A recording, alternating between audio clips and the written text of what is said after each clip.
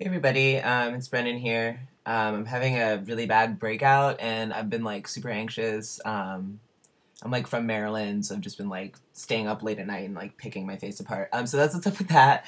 Hopefully it'll like go away soon. I'm like trying to leave it alone.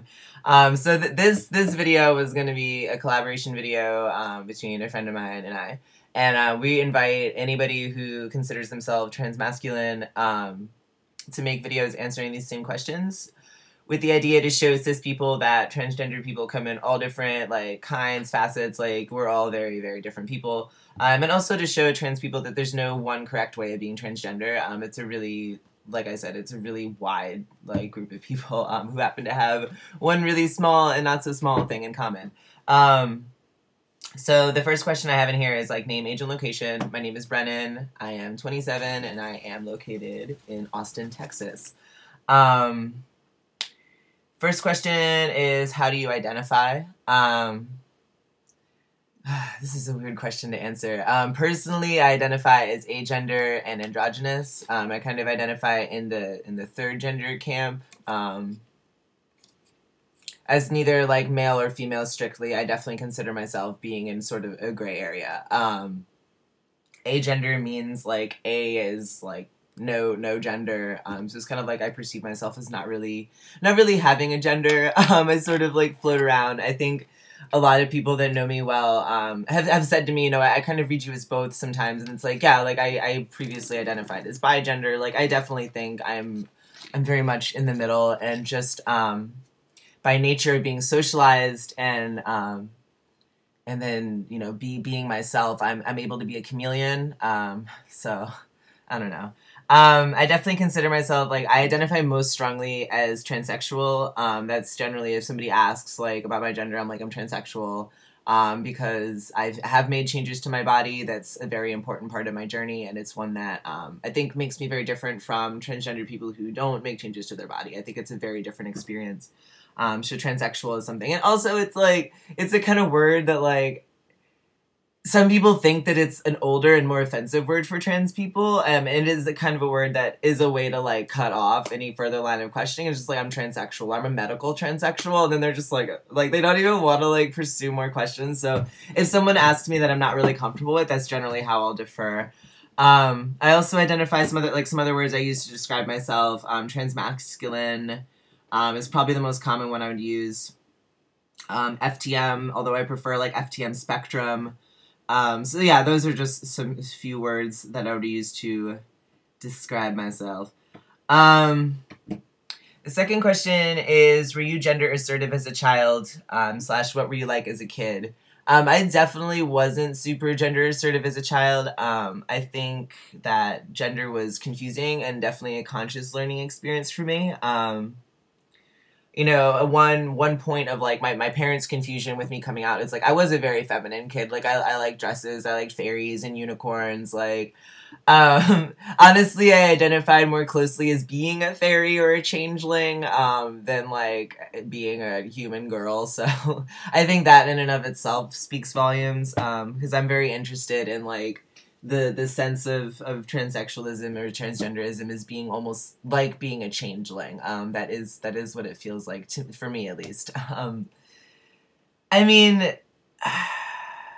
I think my gender was all over the place as a kid. Like I remember anecdotally, my parents have told me that I was really into Charlie Brown, and I refused to be called my name. I had to be called Schroeder, and I carted around a little toy piano, and you must call me Schroeder. And I had a huge crush on Charlie Brown. So like, I don't understand how now, like in my adult life, being like a gay masculine entity is all that surprising, considering at 4 that's what I was up to as well. Um, so also like I remember, you know, loving Peter Pan, you know, whenever like I would play Peter Pan. Pretend I was always Peter Pan, I was never Wendy. I I don't know, I was really obsessed with like stories about girls who would dress up as guys to be like in battle. Like I remember my mom buying me books about Deborah Sampson, who fought in the Revolutionary War. I really love Joan of Arc. Like she's my patron, and that's not coincidence either. I don't know. I think that's like it really speaks volumes that she's my favorite Catholic saint. She's like the only one who could like arguably be a little gender nonconforming. Um, Yeah, I really think like my childhood was just, and also like my family was really like gender positive. Like I was never raised around messages that I couldn't do things as a girl, and I have two brothers, so I think we were pretty like shared the same space growing up. And then I went to Catholic school in kindergarten, and it was all of a sudden like we're lining up in separate lines, and we have to color different pictures. Like I'm not allowed to color the picture of Jesus. I have to color the picture of Mary or Agnes holding a lamb, which is like really boring. And we had to like, you know, I can't make a pilgrim boy hat with the buckle. I have to make a pilgrim girl hat because I'm a girl. And it's just all of a sudden it's like, like this is stuff that just like coming at me that like was really, really unfamiliar. So I think that was just a really traumatic experience for me. Um, I don't know. But yeah, I wasn't one of those kids who, you know, at 6 years old was like, call me a boy, cut off my hair. I wasn't even like what I would call a tomboy as a kid. I remember my best friend in like second grade. She was a big tomboy, and I always wished that I could be more of a tomboy like her. Because my mom was a big tomboy, and I don't know if that. I mean, I'm definitely projecting, but I think maybe like her issue with seeing my gender is because when I was a kid, I was fairly femmy, and she was a tomboy as a child, and it was really. She's even admitted to me that it was like really hard to understand how you were even my kid because you were so girly, and now like in adulthood, she's kind of taken this path where she was very tomboyish, and now she's sort of like this, you know, high femme, like very still like a tough lady, like loves to hike and everything, really outdoorsy and rugged, but she's, you know, very feminine. Whereas I've kind of gone the opposite, where I was like really girly, and now I'm like a boy. So I don't know, maybe that's some of the conflict going on is not being able to relate to your child in childhood or in adulthood. Anyway, the next question is, when did I come out? I came out in May 2012 to my boyfriend, and I was 20. Oh my god, how old am I? I was 25 at the time. Yeah, I think. I don't know. 2012. Let's see. I turned 28 this year, so yeah, it would have been like 25. Yeah, I came out. I read the Laura Jane Grace. I read her. Like Against Me has been one of my favorite bands since high school. And I read her coming out story in Rolling Stone, and it was the part that I'd never related to a trans narrative before. Like this just like smacked me upside the head. She was describing sort of her history with addiction. And this is right at the point that like I was starting to realize how much of a problem my own drinking was. And she described like having this dysphoria and like sort of managing feeling in and disconnected from her body using drugs, and using drugs to sort of like manage that disconnect and manage the unease about the body. And like that really hit home. Like that was something I've been doing for a long time. Yeah, so that was like that, and like her sort of describing like it not being in the wrong body but feeling disconnected from your physical self. Like all of a sudden I realized that there was this big yawning disconnect between like who I was and my physical self in the world. And it was like, okay, like I think I like showed the article to my boyfriend. I'm like, hey, can you just tell me like your thoughts on this? Like, do you relate to this? Do you like feel happy for it? And he was like, yeah, I feel happy. Like, but he didn't relate to it at all. And I'm like, okay, we need to have a conversation. And yeah, since then it's been just really connecting with my community. It's been meeting other people like me. It's been just exploring myself more. And about almost a year after, like, no, a little bit over a year after I came out was when I started hormones. I sat on that. I was on and off the fence about it for a while. And question number 4 is, what is my sexuality? I would say that I identify most strongly as a gay man. I guess I'm bisexual technically. Like I'm like a Kinsey 5, like predominantly homosexual with like incidentally heterosexual. I consider myself largely same gender loving. I feel like I'm very different from a lot of trans men in that I don't have a lesbian past or a past as like a queer woman. I don't like that was something I couldn't do in my previous body, despite having desires in that direction. So yeah, not for lack of interest. Just more because of a lack of resonance with my own body. I definitely can be stoned sometimes. I know a lot of trans people, not a lot of them, but I know some are asexual or some are in kind of in that area. And I definitely would consider myself stone, which means that sometimes I'm not like I don't want to receive pleasure. I'd rather like give pleasure, or don't want to be touched. And I don't know if that's more to do with dysphoria or if that's a trauma thing. I don't really know. But I definitely go through phases where I'm just like, I really don't want to be stimulated in certain ways. And that definitely depends on my level of bottom dysphoria at the time. So question 5 is, do you consider yourself masculine or feminine? I would actually consider myself feminine, which is like really interesting because my whole life I wouldn't have considered myself feminine. I was very masculine, but now that I'm in the body that makes sense to me and the one that I want to see in the mirror and the one that other people are relating to me as like a guy, then I'm more free to be feminine. It's crazy. Like the more masculine I look, the more comfortable I am being feminine. And like I'm starting to break out my old jewelry and stuff, which I love, but I felt like I could never wear because then it was like the femininity was then attached to my body, which was attached to my womanhood, and I was being read as a feminine woman, which like, no, I'm like a girly guy. Like, I don't know. So it's really interesting to kind of experience this reorganization in a metaphysical sense where I'm allowed to be like, you know, kind of like faggy and like a pixie and like a little fairy like guy. Like, I don't know, it's pretty sweet. Let's see. How long have I been on hormones? And give like 3 big changes. I've been on hormones for a year and change. Probably the biggest changes physically are my voice is completely different. And the amount of body hair, like all in here and here is my facial hair coming in, and like my arms are a lot hairier, my legs are a lot hairier, my stomach. Probably one of the biggest change I think that like makes me visually look different is the body fat and muscle redistribution. I carry fat more in my like stomach. I know I'm like super skinny, so I should just like, okay, I'm just gonna stop. But I'm losing like a lot of weight off my hips. I used to have a butt at one point. And yeah, like more of my muscles are located, like my thigh muscles have gotten smaller and like my shoulders have gotten a lot bigger. And yeah, like when I do like get like a little punch, like after I eat a bunch or something, it sits in my upper stomach rather than in my lower stomach and hips. Like, so that's like kind of just a different visual change.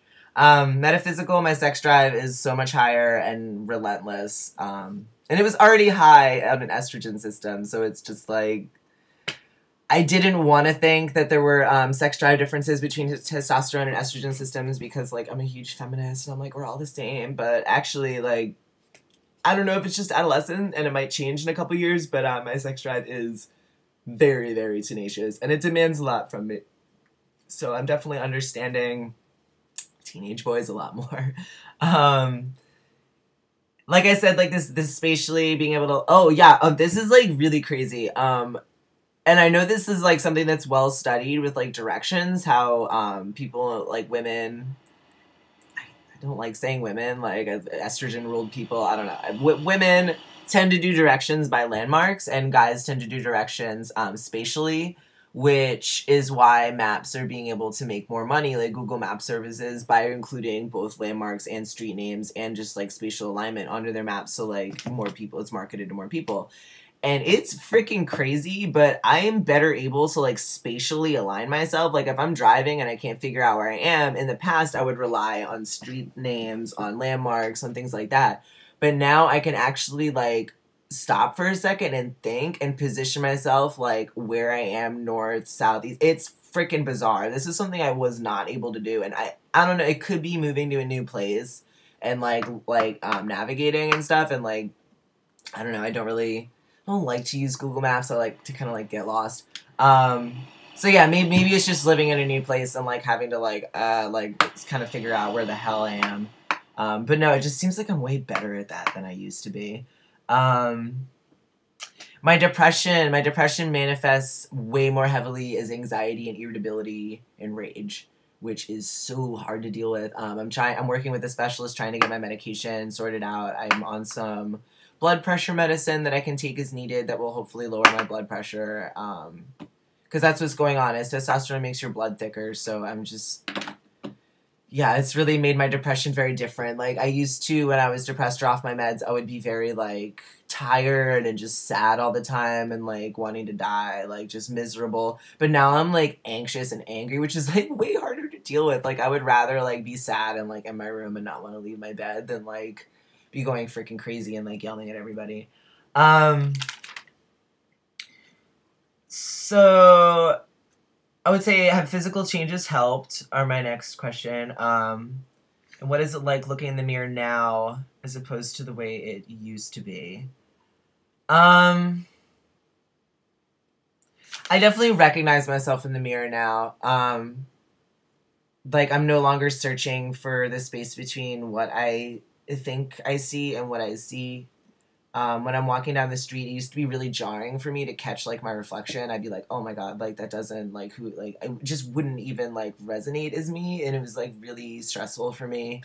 And now it's me. Like I look and I'm like, damn, like I'm looking good. Like it's me, and it just I don't know. Like people that I know have known me for a really long time. I'm sure they can see the brightness back in me. Like I was lost, probably from like 14 until like recently. Like I was really like just dead and not really not all the way there. I think that's something like I was watching Lady Valor, and it's a documentary about a Navy SEAL who very highly decorated Navy SEAL Kristen Bell, who's transgender, and she was like her combat buddies were describing, Chris, like our Navy SEAL buddy Chris, like he was fun drunk, but when he was sober, he would go on these crazy suicide missions that like nobody else would do, and like just going with like no help into situations that like he should not have done, and we're like putting himself at risk. And it's like that's something that people don't really talk about a lot with the transgender experience, is the lack of reverency and lack of caution about your own physical body. And like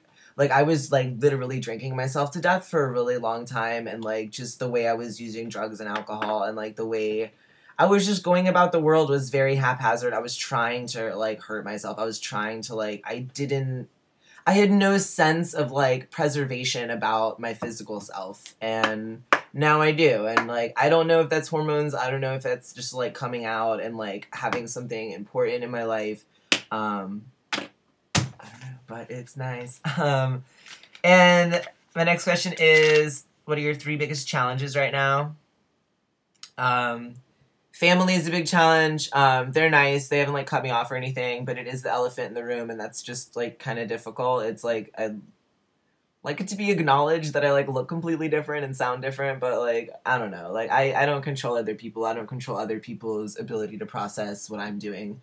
Um, Document changes are a freaking nightmare, especially because right now in Texas there is no set procedure for how to change your gender markers, which means that it goes county to county, judge to judge, and if I wanted to like maybe get a nice judge, I'd have to like go up to Dallas or Houston.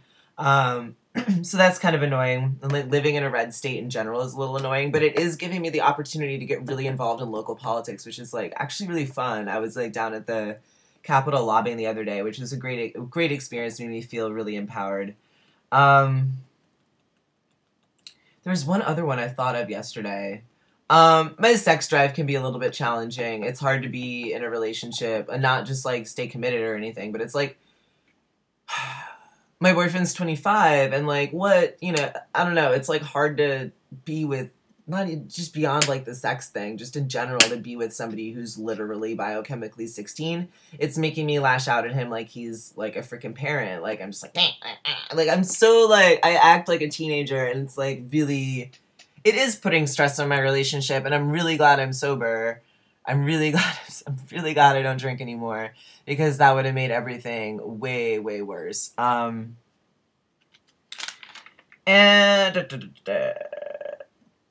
next question is, am I stealth? No, I'm not stealth. I pass as male. Like a lot of people I work with, who are coming in now, like don't know that I'm trans, and it kind of like comes up later, and I like having control over when I disclose. That's really nice. Um, like and passing takes the pressure off of me to constantly explain my gender to people, which is really just not something I want to do.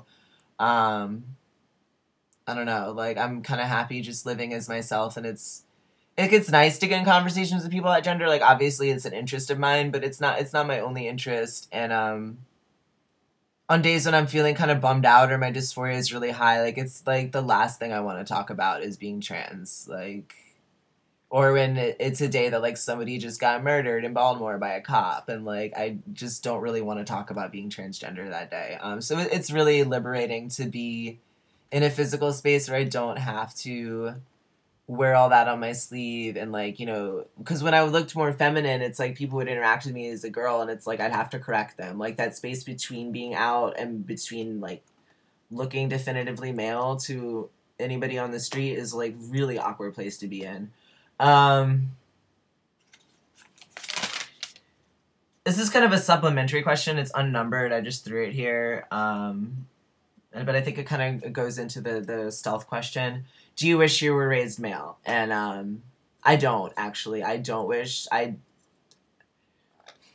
get bummed out about my body. I really do. I have a, like, pretty heavy bottom dysphoria a lot. But beyond that, I'm glad I was raised female. I think it's a lot of who I am is because I was raised in a female space and was raised rebelling against that. I think it's greatly informed my sense of humor. I think it's greatly informed how I see the world, and it's the only reason I'm able to be emotionally open and available and expressive, because I was never told that was wrong. I was told it was over the top, but I've never been told that it was wrong or contrary to my being a man or anything like that. So I'm able to feel comfortable crying and being emotive and, like, telling someone how I feel and not feel like that's taking away from my self-worth, which is something that I know a lot of raised men struggle with, and I don't want that. I also think it's given me a great capacity to empathize with women, which I think is very important for men to empathize with women. Hi.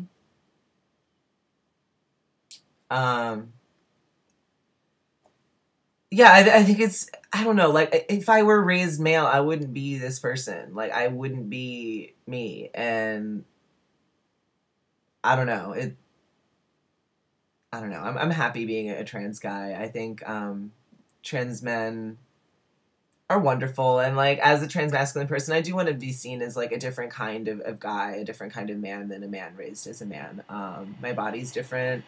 I mean, my experience of the world is different. Like, I was a Girl Scout. Like, I did ballet. Like, and it's really weird to, like, talk about my past to strangers and, like, talk about my past in a way that doesn't disclose my gender. Because I say things like, oh, yeah, like,